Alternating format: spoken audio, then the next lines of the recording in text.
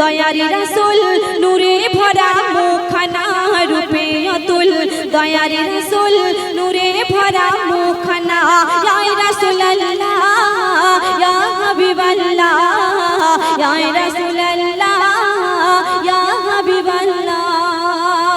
আমাদের আদি পিতা আদম এবং মা হাওয়াকে সৃষ্টি করে আল্লাহ পাক যখন ওই জান্নাতের মধ্যে রেখেছিলেন, তখন আল্লাহ পাকের হুকুম ছিল জান্নাতের মধ্যে তোমরা সবে আহার করবে কিন্তু গন্ধম ফল খাবে না। অথচ সেই আদম হাওয়া ভুল করে গন্ধম ফল খেয়েছিল। তাদের সাথে কি ঘটেছিল আর তারা কার নামে ওসিলা করে মুক্তি পেয়েছিল? দেখুন কবি লিখছেন, সাল দিচ্ছে পরের ছন্দে। আল্লাহ বলে আদম হাওয়া তোমরা শুনে রাখো না, জান্নাতি হতে সবই খাবে গন্ধম কবু খাবে না। জান্নাতি হতে সবই খাবে গন্ধম কবু খাবে না। তখন শয়তানের মোহে পড়ে গন্ধম খেলো দুজনা, জান্নাতি হতে দুনিয়াতে ফেলে দিলেন রাবনা। জান্নাতি হতে দুনিয়াতে ফেলে দিলেন রাবনা। আদম হাওয়া করুন দোয়া, আদম হাওয়া করুন দোয়া, ভুলের ক্ষমা পেল না। দয়ার নবীর নামটি ধরে পেল তারা মার্জনা। দয়ার নবীর নামটি ধরে পেল তারা মার্জনা। ইয়া রাসূলুল্লাহ ইয়া হাবিবাল্লাহ ইয়া রাসূলুল্লাহ ইয়া হাবিবাল্লাহ। আল্লাহ পাক এক সময় লৌহে কলমকে কি আদেশ করছেন আর লৌহে কলম কি করছেন আর কি বলছেন কবিতার পরিচ্ছন্দের একটু শুনুন। আল্লাহ বলে লৌহে কলম শোনো বিশেষ ঘোষণা, আমার নামের পাশে লেখো মুহাম্মাদের নামখানা। আমার নামের পাশে লেখো মুহাম্মাদের নামখানা। তখন আল্লাহ পাকের নামের পাশে লিখতে নামটি পারে না। আল্লাহ বলে লৌহে কলম আদেশ পালন করো না। আল্লাহ বলে লৌহে কলম আদেশ পালন করো না। খোদারে হুকুম করতে পালন, খোদারে হুকুম করতে পালন, গেল ফেটে মুখখানা।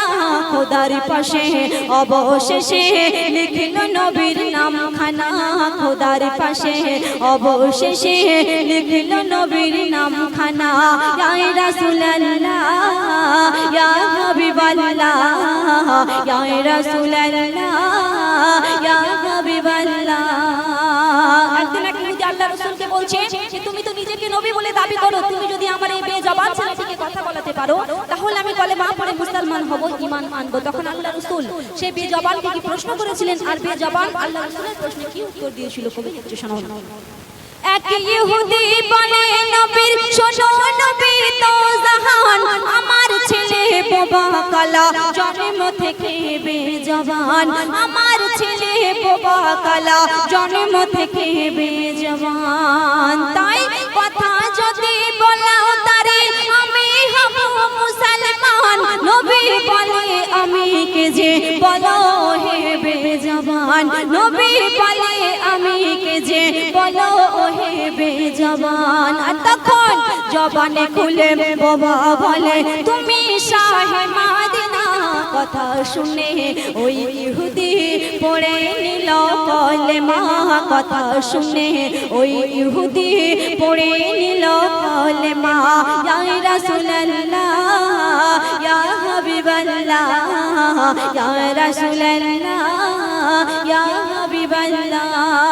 একদম শেষ কথাই কবি লিখছে। আমরা জানি যে সেকেন্দার এক সময় মহান বাদশা ছিলেন। সেকেন্দার যখন দুনিয়ার মুখ থেকে বিদায় নিচ্ছে তখন সবাইকে বলছে যে আমার কাফন দাফনের পর যেন আমার ওই কাফনের সঙ্গে আমার হাত দুটিকে না বাঁধা হয়। তো কেন সে সম্পর্কে কবি শেষ কথা মিসাল দিচ্ছে শুনুন।